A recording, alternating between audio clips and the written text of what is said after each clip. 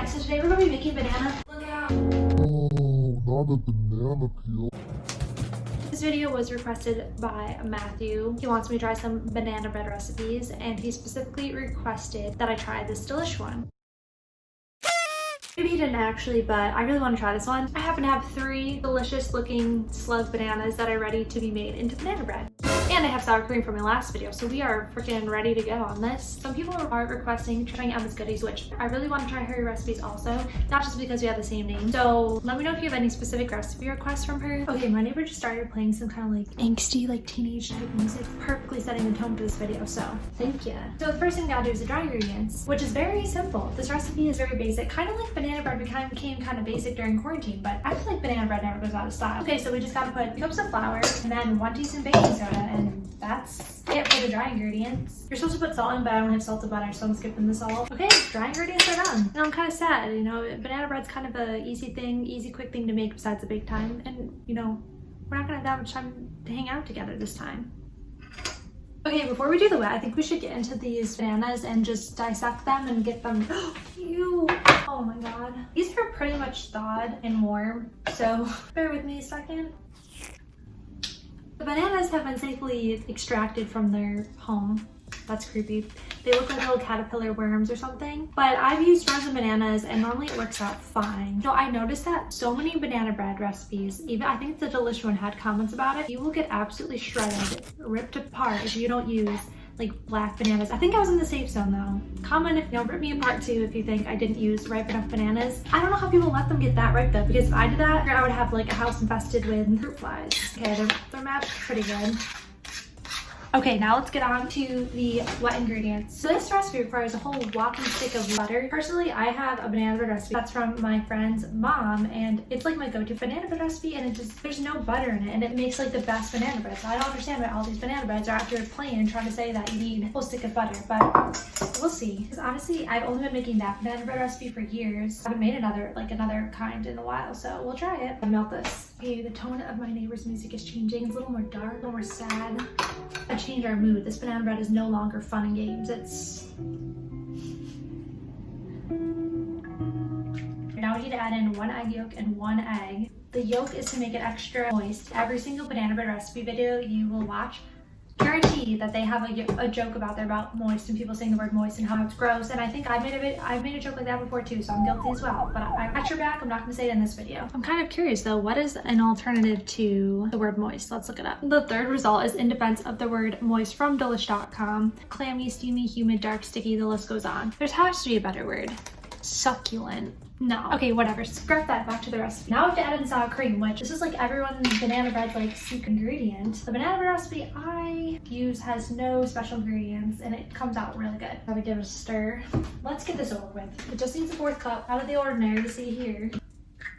1 cup of sugar.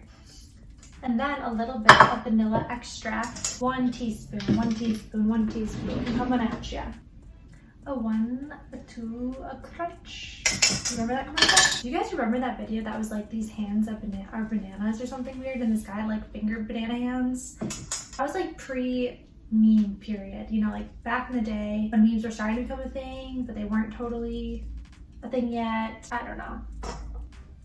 Okay, now we can stir these. You want to see the stirring? I don't really know what you want. You need to tell me more about your feelings. As I was trying to turn my camera around and show you the bananas, I noticed this chocolate chip sitting perfectly upright on my windowsill, and I have no idea how it got here. I'm not gonna eat it. I'm not gonna eat it. Sorry, that's my sink. I'm gonna wash it, don't worry.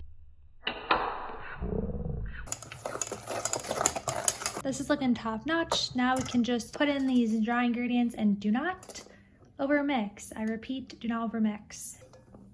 Gently now, we don't want to spill any. Can I do it? You add in a 1/2 cup chocolate chips, and then I'm gonna put in the toasted walnuts. Totally optional, of course, but I'm going all in for this one. We should try the trick. I don't know if you've done this. Also, don't worry, these walnuts are already pre-toasted. I wanted to save you some time and some more of my weird jokes. Okay, that was interesting. Let's crush these up and then dust them in flour, because people say if you dust them in flour, they're not going to sink as much in the batter. Okay. Okay, so I'm just going to spoon a little bit of this flour. I don't really know Just a dusting, just a coating. Yeah, that was good. They're pretty much coated now, I'd say.